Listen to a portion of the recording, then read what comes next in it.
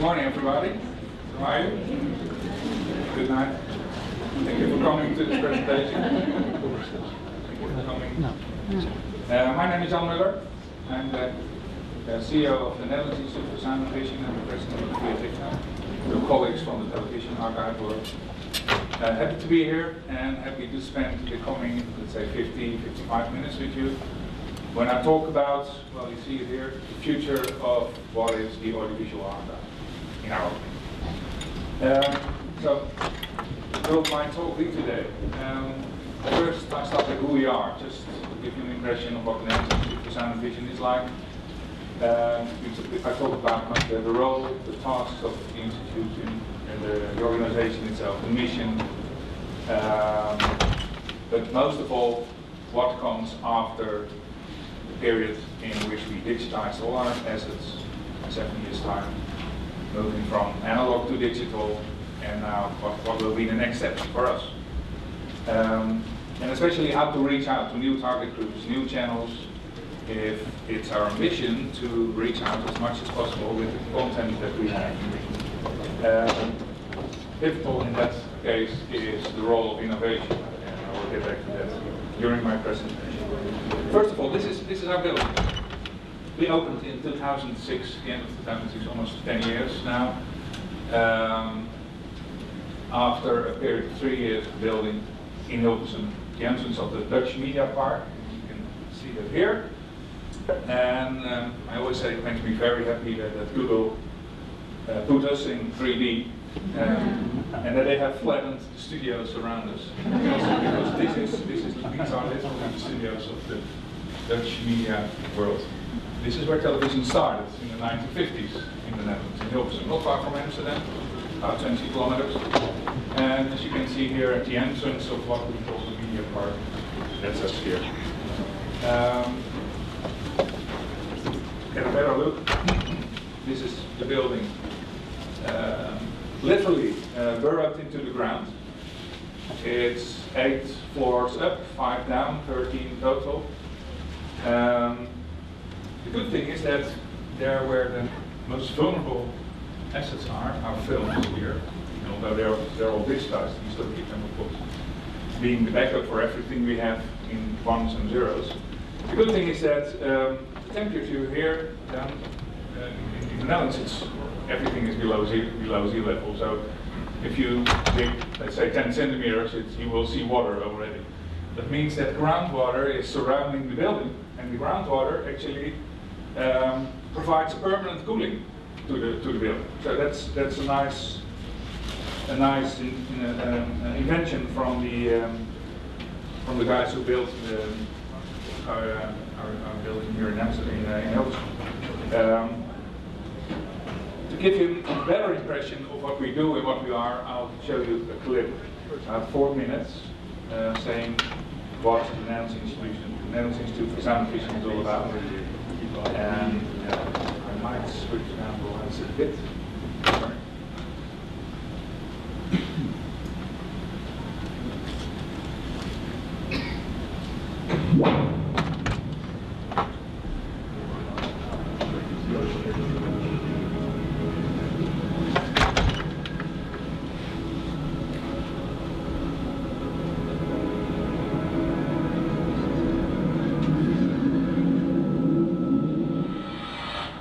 The Netherlands Institute for Sound and Vision in Hilversum, the media archive of the Netherlands.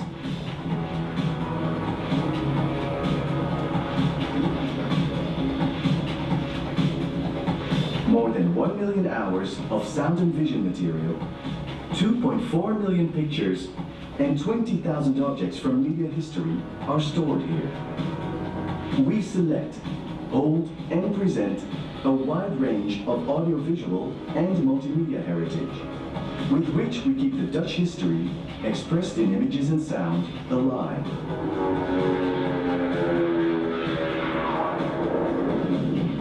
We have a state-of-the-art digital infrastructure. We lead in knowledge about sustainable archiving. We are recognized as the national node for digital audiovisual heritage. And we collaborate closely with many organizations within education and the creative industries. Media professionals use our rich archive for research purposes and for new productions. The images and sounds from our archive connect generations.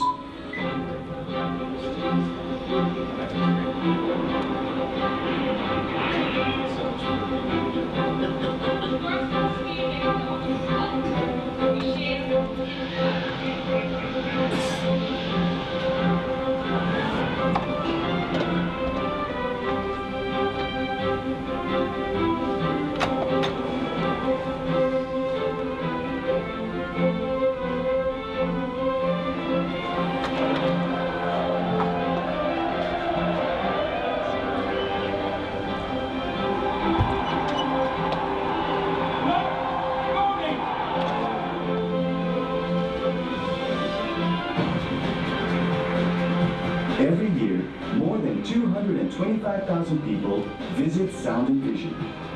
The Institute offers a great day out for young and old.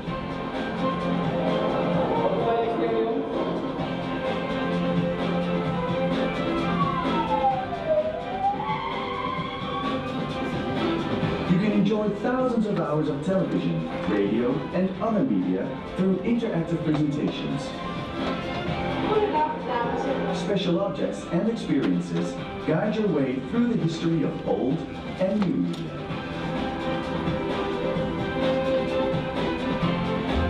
Knowledge and innovation are at the core of our work. We connect audiovisual heritage, technology, and knowledge through collaboration in research and education with universities and colleges. As the most innovative archive, we continue to develop new technologies for optimal findability of our digital archive. For instance, facial, image, and speech recognition. The Netherlands Institute for Sound and Vision keeps our media memories alive. Sound and Vision is the media archive for and of the future.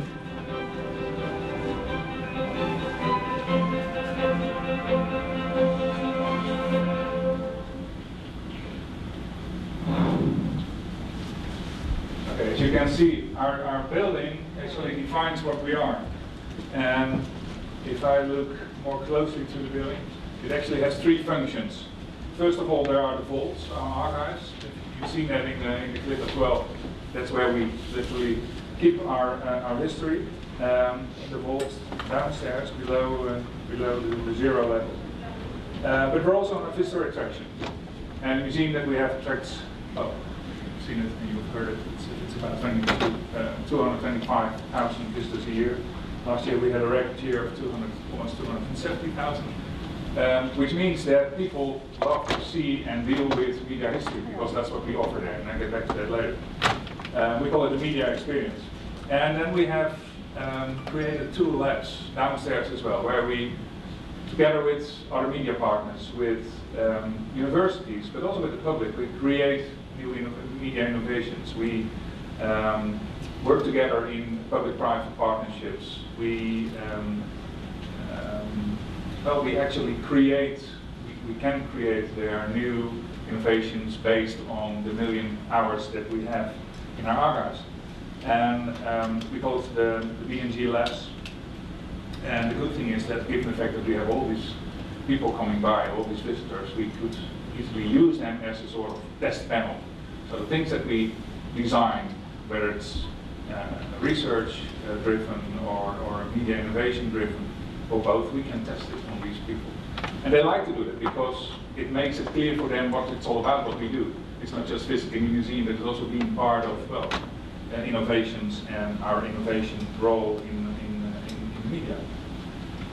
Back to the days when it all started in the Netherlands, 1997, a merge of 3 film archives actually in the Netherlands, the Government Information Services Archive, the Broadcasters Archive, still the most important part of what we have in the Netherlands, and what we call Film and Science Film Archive, and this museum, the former Broadcasting Museum.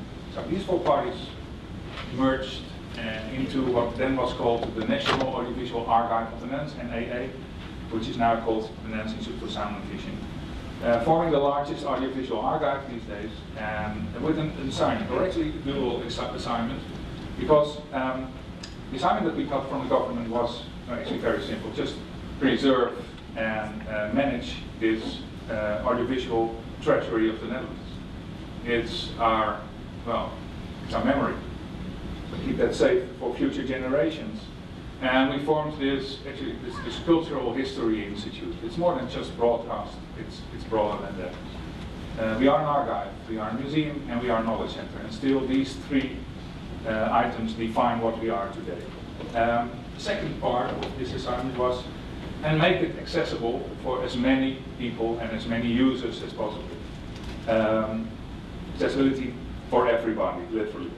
So for professionals, for program creators, broadcast industry, for example, but also creative industry. You can think about the use of our materials by advertising industry, for example.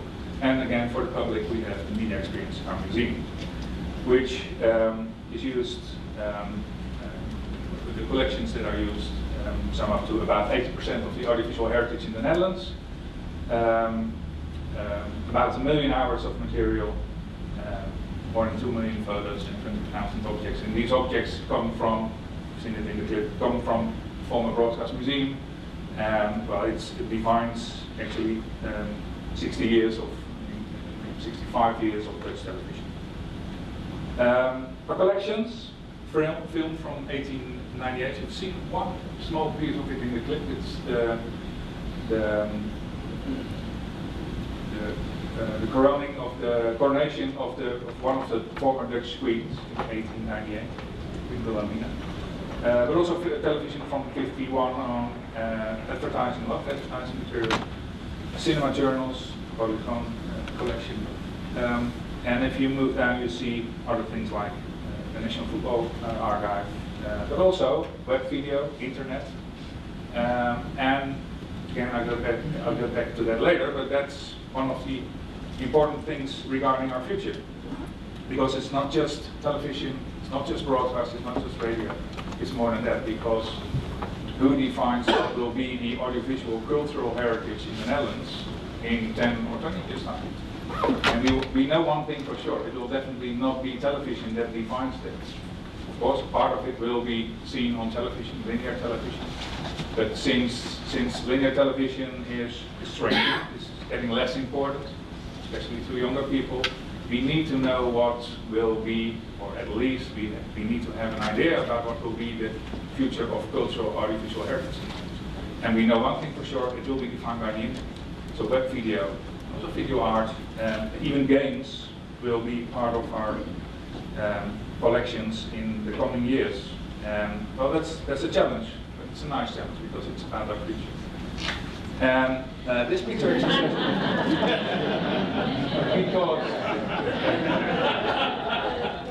because in order to keep both father and son healthy, we started the 7 years program in 2007, a digitization program called Images for the Future.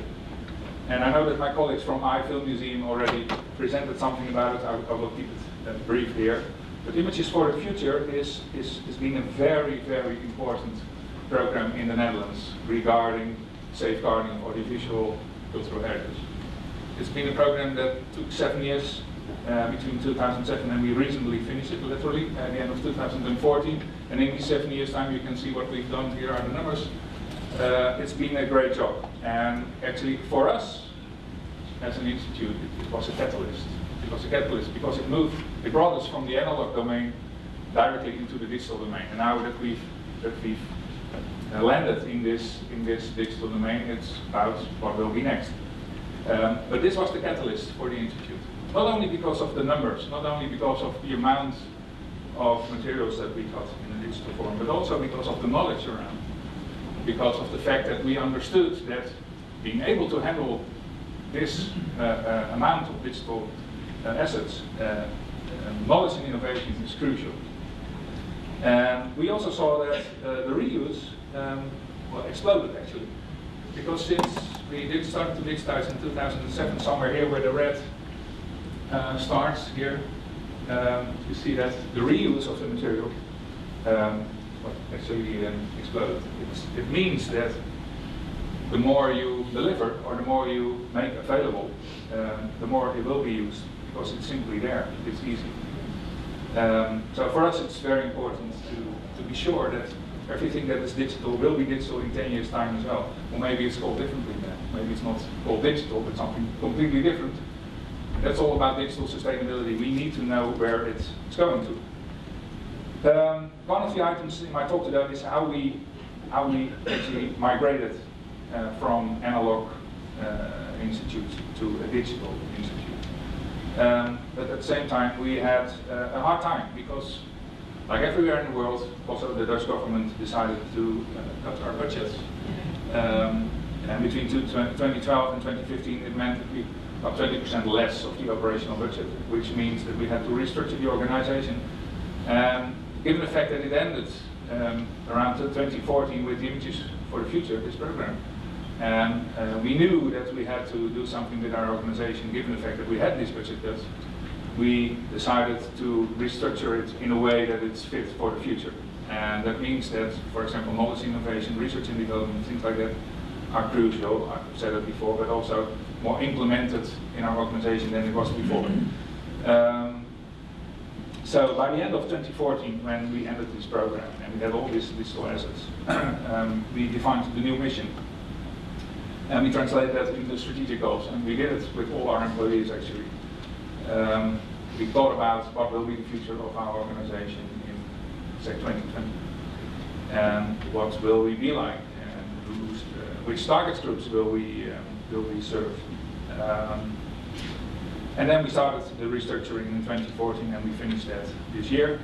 And actually a very simple way to describe how the building blocks look like of our organization as it is now. You can see the archive is the core, the heart, the DNA. That's what we are. We are an archive. We are the audiovisual archive of the Netherlands, period. On top of that there's a museum, and a museum is a nice way to present the archive, but it's not more than a window for the archive. It's a way to connect to the public, of course, still think from the archive point of view. And we said it's regarding the future, it's very important to be connected. We'll get back to that as well, but this is why partner. We are not doing it alone. We want to connect to as many partners as possible to fulfill our tasks, roles, and to fulfill our ambition and mission as well. And we defined the strategic themes. Well, you can simply see what's happening, because maximum reach means simply to do as much as possible with content that we have, to deliver it as much as possible to other users, to the creative industry, to professionals, and so on. We want to do that by excellent service, because we also know that it's not just the Institute for Sound and Vision that delivers content. Content is everywhere, and no one wants to pay for content, and it's not our content either. So we need to stand out somewhere, and excellent service is important, because given the fact that we host the memory of the Netherlands, excellent service is needed to have a position that people want to get back to us and know what they can get from us. And what I said before, after Images for the Future, we decided that knowledge and innovation is a very important strategic theme for the future. So if you would look at our vision, how we define it, well, we've been thinking about what has been the focus for audiovisual archive in history. Sound and Vision, the Netherlands Institute for Sound and Vision, has always based its mission on collecting, on conserving, making accessible for as many users as possible. So let's say the management task of what we do has always been the most crucial one, but now it's more, the essence is more, much more in how we can enrich and connect and give meaning with our collections. Nowadays, truly and fully unlocked audiovisual archive plays an enormous role in society. And I talked about digital sustainability because this is the artificial memory of the Netherlands. This is where all these digitalized materials are in our tape library. About 15 petabytes now, and growing rapidly with half petabyte per year. Digital sustainability. It says it all, doesn't it? I like this one because it says it all literally. This is what the digital sustainability is all about. You can tell me whatever you want, but who knows where digital will be in 5 years' time. That means that we need to be sure that we will be able to handle all these assets in the future properly. And that's why we said we wanted to be the trustworthy digital repository in the Netherlands. And what I said, about 50 terabytes next year, means it's an obligation. It's an ICT company. It needs maintenance, it needs knowledge, and it needs vision about how to deal with these digital assets. Because we are in the 21st century, we are in the digital domain, period. So, all that translated in our new mission. More and more I feel that in our industry, at least for our institute in the Netherlands, it's not about just preservation and digitization anymore for us, having digitized all the assets that we have. It's about what you do with it. So we have defined a rather active mission statement, because in my opinion it's about two concepts. The first is what to do with our collections, and the second is we will probably always be in beta, always developing, always testing, always be in a hurry, having hard times following all the developments, the technology, the changing social patterns, the changing business models, and so on. These two concepts, to do and to be in beta, will definitely and largely determine our future. Most of all, important is that people do something with it. So we want people to learn, experience, and create with our assets. So getting towards how the future post-analog audiovisual archive would look like. We defined 3 words: smart, connected, open. And what I said before, the new shift for us will be how to move from media to multimedia archive. So we envision the future audiovisual archives to be smart, connected, open, using smart technologies to optimize the workflows for annotation and content distribution. Collaborating with third parties, what I said before, the partner building block in our organization structure is important. Third parties to co-design, co-develop, co-create new technologies in order to manifest themselves as the front runners rather than the followers. Being connected to other sources of information, or let's say other collections, contextual sources, to a variety of often niche users, communities, researchers, the creative industry, what I mentioned before, and to embrace the use of standards defined by external instances rather than by the cultural heritage communities themselves. So we fully embrace open as the default to have maximum impact on society. At the opening night, the speaker mentioned API, and it's a small thing, but it's actually the connection to an open world.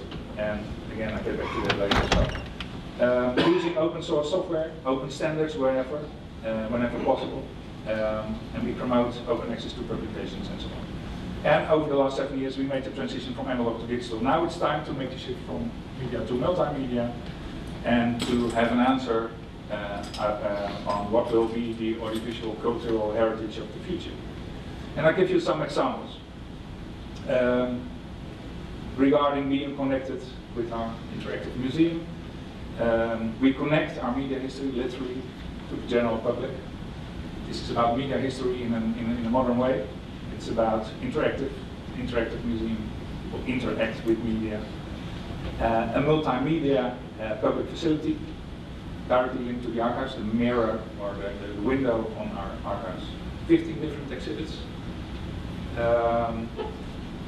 And the central concept, the proposition, so to say, of this museum is our notion of the world is defined by media. So the person you are is defined by the media. And to be honest, this is a concept that was written, that was designed at the end of the 90s. In 1999, we came up with the first rough ideas about how a museum like this would look like. It's been 15, 16 years ago.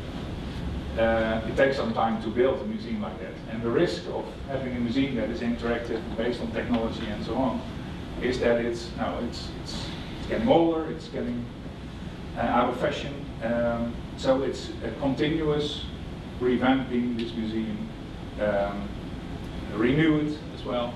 But now there's a moment that we think that this concept, this proposition of our notion of the world is defined by media doesn't work anymore. Because it's not just you are defined by the media, but you define the media as well. It works both ways. We think that given the fact that everyone has this smartphone in his pocket, everyone is a journalist, everyone can make news, can upload the news, can do things with it. So we think that it's the concept of our new museum, and we started that recently to create that new vision, and we will build a new museum in 2 years, 3 years time. But we think that it's working both ways now. It's not just our notion of the world is defined by the media, but we define the media as well, the way we interact with it. Again, almost 2 million visitors since the opening 9 years ago. Last year was a success year. Average time spent 4.5 hours, which is a lot for a museum. Actually, it's not a museum in that way, it's more an attraction. People get there to be attracted, to be intrigued by what we have, and to play with it, to interact with it. And that's why they stay 4 hours and even more. Open daily apart from Mondays, because that's not having all this technology in-house. It means that we have to do some maintenance now and then. And it makes sense because we make money with it as well. And given the fact that we had these budget cuts from the government, what I told you at the beginning of my presentation, more and more it's important to integrate your own money, integrate your own turnover. And we made some $3 million last year with our museum, the shop, the restaurant, and the events. And again, that makes sense. For us, it's important. And actually, we want to do more than 3 million because the future will not be that the government will support us in the way they do, like they do now and have done in the last 10 years. Last but not least, very important for us is what I said, the partnership and also the relation with our visitors is important. So customer relationship management opportunities, by having all these people over, by asking them to be useful when it's about testing things, the public testing, media innovation and so on, but just simply because of the fact that they visit us and that they probably want to know more. If we have new exhibits, for example, we created the idea around a ring. If we don't have entry tickets, we give people a ring. When they come in, they get this ring. And this ring, there's a chip in it. It's an RF, a radio frequency ID, radio frequency identity chip. This chip, this ring, knows what you do and actually steers you through the museum. So what you do is when you come in with this ring, you go to one of these consoles and you check in, literally. You can choose visual guides, all people from the Dutch broadcast, famous presenters, for example, people know them from television. And these people, you choose one of them, these people tell you what to do in the museum. So they actually guide you through the museum with this ring. So everywhere you go, you start the things you want to do with your ring. And the chip makes sure that everything you do will be stored on the chip. And what we do, and that's where customer relationship management comes in, where marketing comes in. When people are at home, we send them a link via email, because the ring also asks for your email, not just your name and your age, but also your email address. At the end of the day, you get an email from us with a link. If you click on the link, you see everything that you've done. So when you presented the news or sports program or whatever, or the clips that you wanted to keep, it will be in that link. And it's an extra moment for us to connect to our visitors, and a way to connect to them as well. So 15 exhibits, this is how it looks like. You've seen it on the page. So here you can read the news. These little cinemas actually, they respond to your ring as well. So when you enter this one, for example, then you open the exhibit with your ring. It has asked before what your age is. So it knows when I come in that I'm from 1967, and I will get the programs of my childhood. So when I sit down, it will be presented what were the child programs in my youth around 67, and later, and that's what I get presented. So it's a nice way to interact with your own personal history, actually. This is for the smaller kids. This is, of course, famous puppets as well, the objects. You can do a clip recording, but also the schools that can create their own video clips, for example. They learn how to write and develop storyboards. They learn how to be creative, how to edit things, record, of course, how to edit things into it that they can use. So very media makers driven. Temporary exhibitions, specific themes like 50 years of, for example, famous sports program, or recently we opened here, right, 50 years of a famous radio station, and that was the first exhibition that we didn't use video material, but just audio. It was all based on audio. So actually, when you come in, you get this headset and you listen to everything there is, and still it's responding to your age and your preferences in music and so on. Events, a lot of events. This is a famous yearly event at the end of the year, top 2000, when the concept is easy. Just play 2,000 songs 24/7 in a week time. The most famous 20,000 songs ever made, voted by the public in a setting here where people actually visit. You see the lines waiting for people to get in this studio, which actually is a sort of brown, as we call it in Amsterdam, brown cafe, a dark cafe. But very popular as well. So get back to Images for the Future, and although the name suggests otherwise, both video and audio were involved here, of course. But getting back to this period of 7 years, in these 7 years of digitization that we were in, a lot changed. Because in the meantime, we saw that content production changes, distribution changes, media consumption, business models changed as well. We entered the attention economy, and we'll explain a bit more about it after this. And the only thing that didn't change was the copyright law. So where we had more material than ever, it was as closed as possible. Which still is an issue, of course, for all of us here. About the attention economy. Sorry.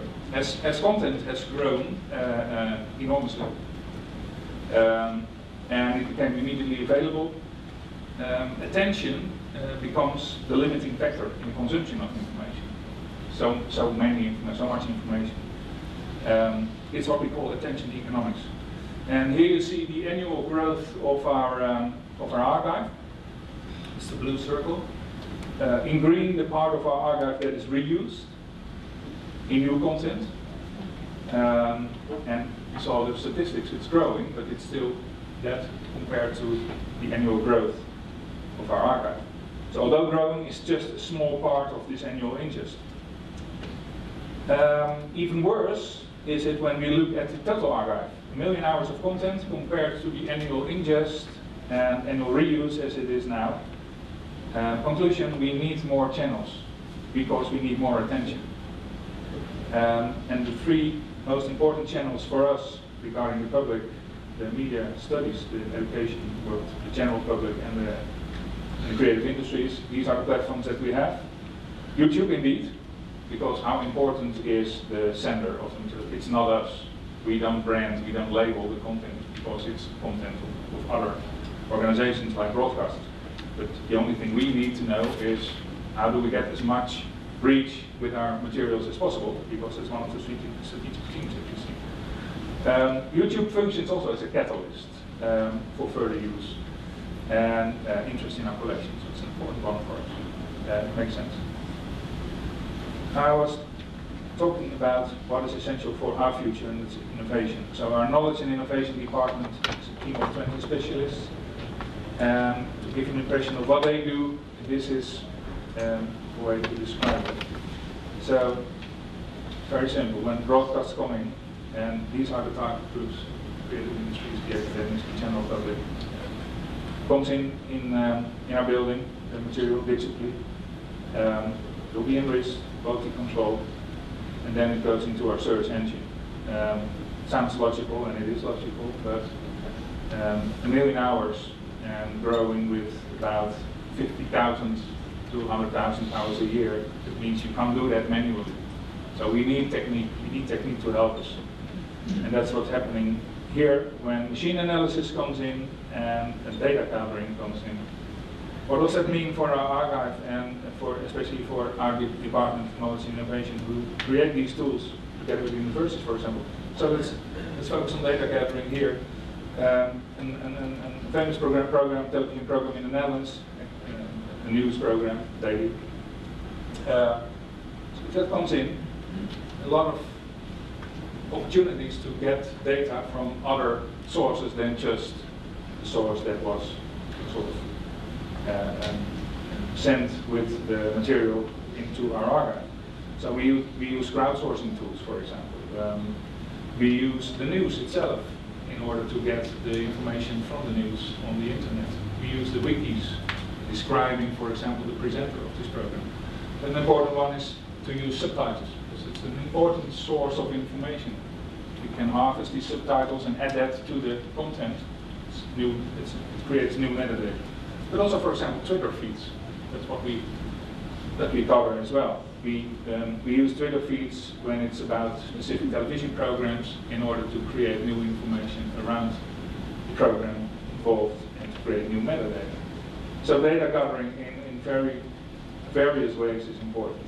Like machine analysis is as well. And you saw it in the clip already, face recognition, speech detect, audio transcripts, concept detectors. It's all there to help us to create as much as useful metadata as possible without the manual support of people. That's what we do here.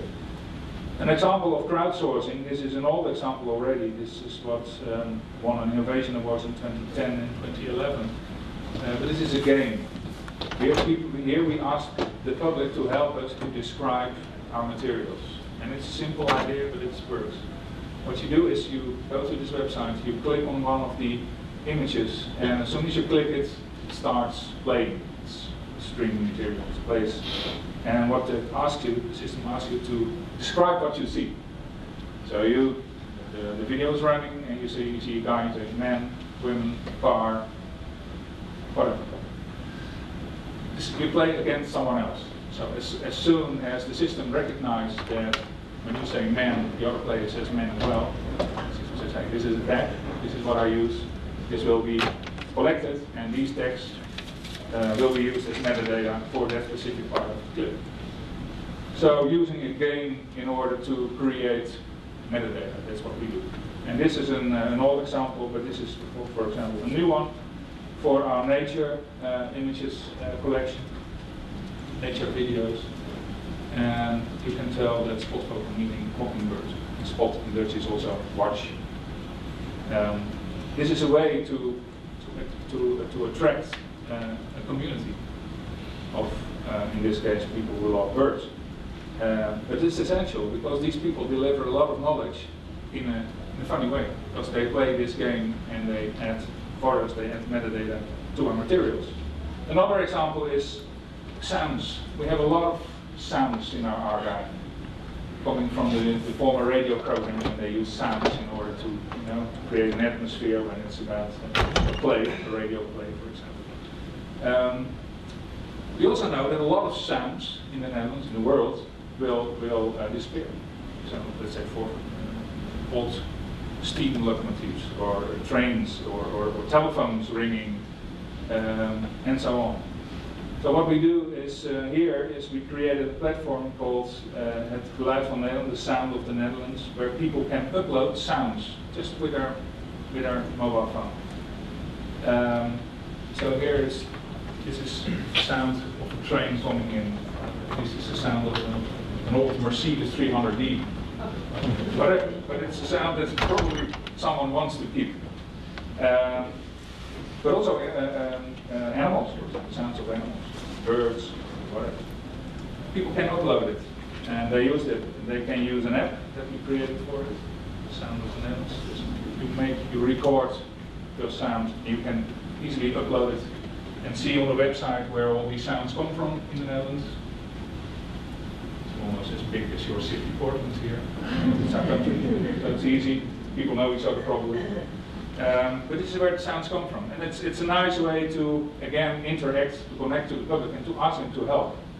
It's a way to connect to them. And the good thing is that not only the metadata that we get from it is important, but also the fact that we create new archive material. And given the fact that one of our main ambitions is to reach out as much as possible, to create or to reuse the material as much as possible, we opened this material for example, Wikipedia, who can use these sounds in their specific themes. So, for example, the arrangement that was made on SoundCloud for sound of the Emperor Goose, in the theme of the Emperor Goose on Wikipedia, they use this sound. So it creates another moment, it creates a reuse actually. And Wikipedia in this case is our largest channel. Wikipedia uses our open materials and creates a lot of reuse and reach for our collections. So crowdsourcing is a way to not only help yourself but also to reach out much more. Archives in the digital domain. This was said by someone at the last Viadista conference in Vienna last month. Content is still king, but the platform is king Kong. So to build as many platforms as possible in order to connect to your audiences is important. And mobile is a way, because content can travel, digital content can travel easily. So mobile as an archive medium is a way to connect to your audience as well, and not in a static way. So what we did, for example, is we created an app around war monuments. War monuments in the Netherlands. For example, here on the Dam Square in Amsterdam. When you're there and the system sees where you are, the app sees where you are, geo-based location, and so on, it gives you the clip from that position on your telephone. From our archives, and especially prepared for this reuse. But you can easily say this is about war monuments, but you can do other monuments or touristic places or whatever. It's a way to give your archive place in mobile as well. Another example, the guys from History who made an app with our materials where they compare the now and the then. So here, in this case, this picture, you're standing in front of the Rijksmuseum in Amsterdam, and it gives you an impression of how this place looked like in 1935. So you can compare. It's a nice way to create interaction with the public on locations, and of course you can create nice internet sites with it. This is an important one, open images. This is what we call open source software, free from rights and open for reuse. Everyone can use this material. These are a lot of black and white clips from our cinema journal, mostly cinema journal collections, called Open Images. We work together with the AMIA Film Museum in this as well. And again, this is a way for example, Wikipedia to use our material in their themes, for example, when it's about a city. Again, maximum reach can happen with tools like this. Another way to involve the public with crowdsourcing is, well, you've seen it here as well, the home movie day, but then with video. We know that since VHS came up in the 80s, a lot of people started to make their home movies based on VHS and video material. And we also know it's very vulnerable. So what we want to have is as much as video material as possible from the public who keeps these cassettes in their attics, in their cellars and so on, and just safeguard it because there might be interesting material. So here we have this amateur film platform and the home movie day where we ask people to come with their materials and together we look at this interesting material. And again, this can be specified to specific themes. So for example, we had an action last year regarding material from the royal family in the Netherlands, because this family, these people, they travel through the country and everywhere people are filming. And here we had the idea to collect these royal videos so to say. And it was a success because we not only got a lot of material that we could reuse in a new film that we distributed with one of the biggest dailies, the largest dailies in the Netherlands, 700,000 items. But we also created a temporary exhibition with that material. So this was mostly based on the amateur film material that we got from the people regarding this theme about the royal family. So a nice way again to interact with your public, to get more material, to fill the gaps in your collections, and also again to present that in a way that is interesting for people to visit it. So regarding our future, smart, connected and open, in order to learn, experience and create. This sums up our vision towards the future. Innovation is crucial, so innovate as much as possible. Using new technologies, linked to workflows of the creative industries, because the creative industry, I always say we belong to the creative industry. We keep that what the creative industry is producing and developing. It's the biggest potential reuser of our materials. Explore distribution over various platforms. Content is king, platform is king, content and knowledge available any place, anywhere, anytime. And in order to share that as much as possible, because smart, connected, but also open, we recently created this sound and vision labs, where we actually open up our knowledge to everyone who wants to use that. Here's the IPA, for example. So we offer APIs to whomever needed. A way to connect your software to software that we have, communicating with each other. It's actually serving as an interface. So this is open for reuse, not only the knowledge but also the APIs. So for example, if you click on the API here, you can see here just what I presented, open images, how to get to this material. An easy way to open up your knowledge in this case. So if I would summarize AMIA 2050, it's from IPA to API. Thank you for watching my presentation. Smart, connected and open. That's our future, and I hope it will be your future as well. Thank you very much.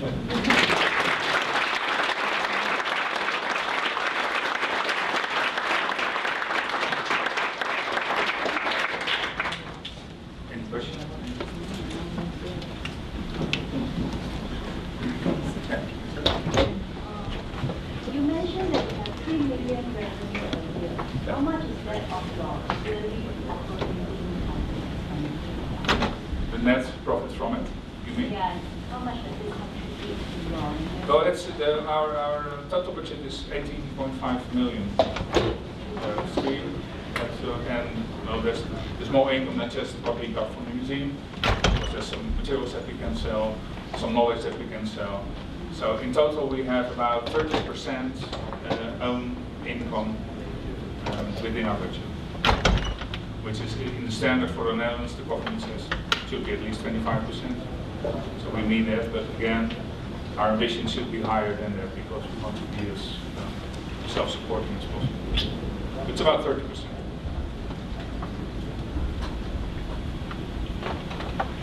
Yeah, in the back.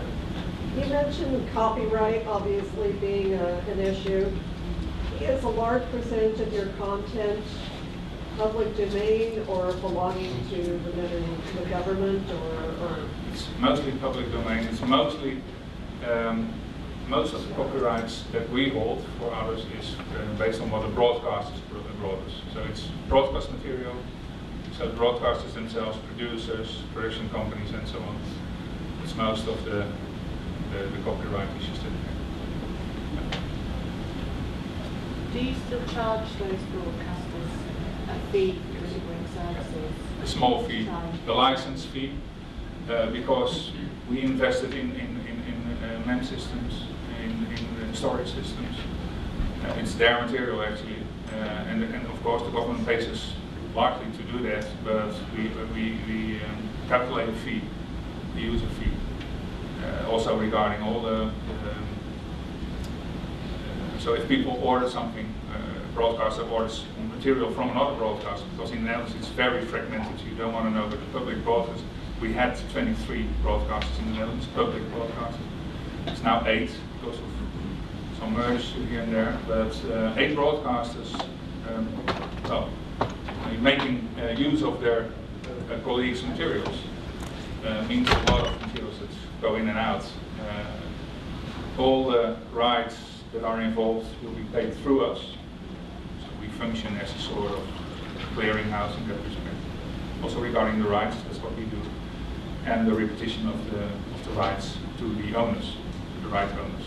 And sometimes that means that public broadcaster A pays public broadcaster B, and they're both paid for by the government in the same media budget.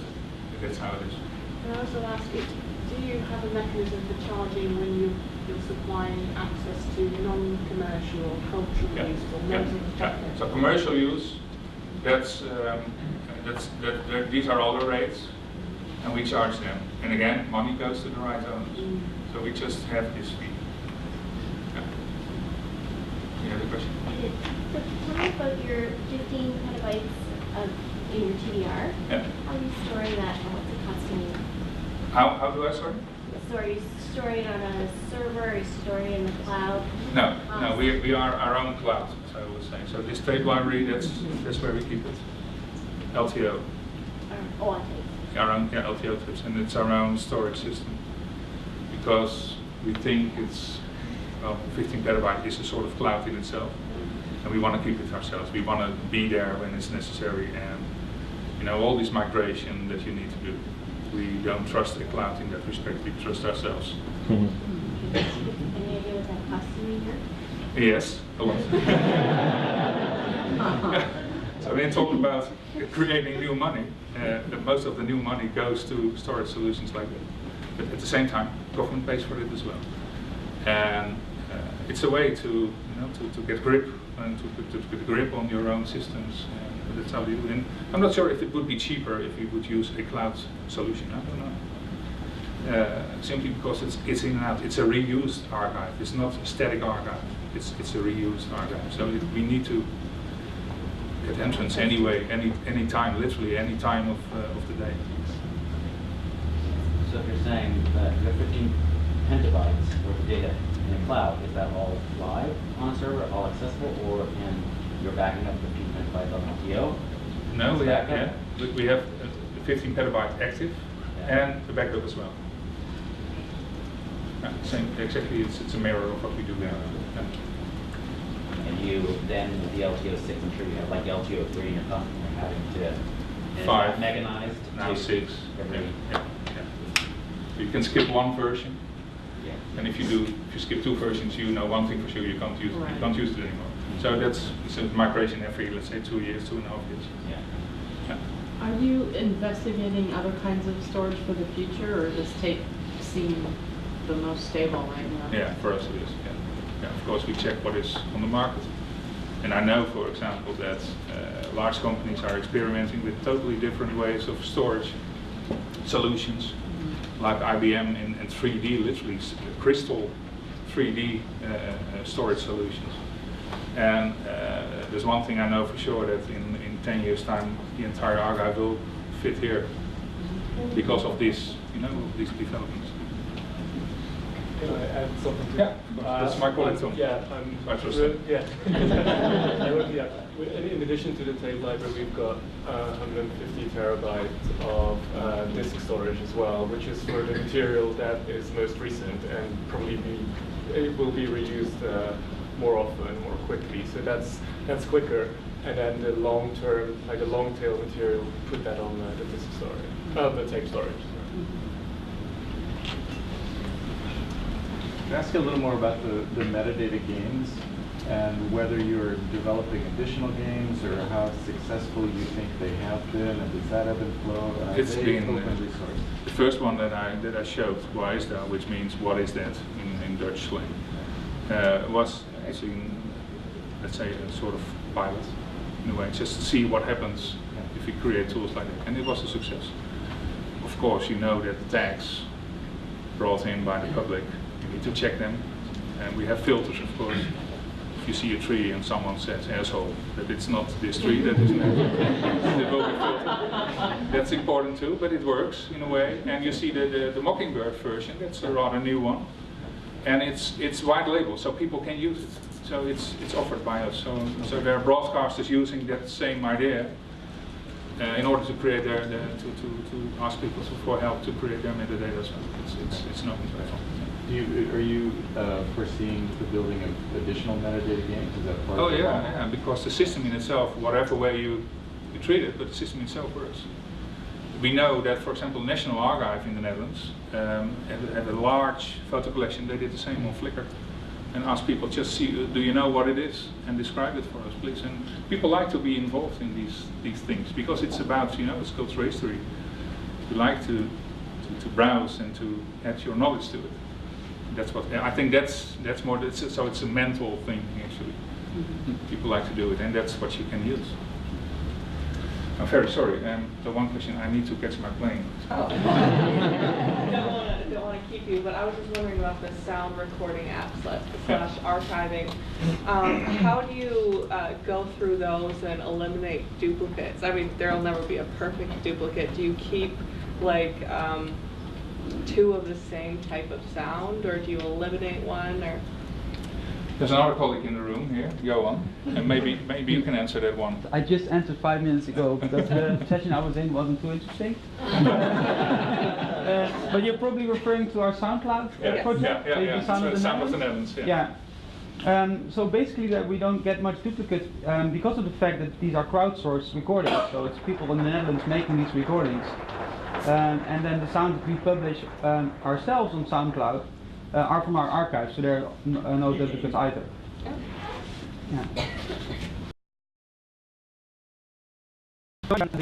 The game, if you go to labs.beeldengeluid.nl, you see a list of all these apps with links to GitHub. So if you would like to reuse the code, as our colleagues in Germany have done, for instance, this would be the place to look. Okay. This one. Exactly, yeah. Okay, thank you very much.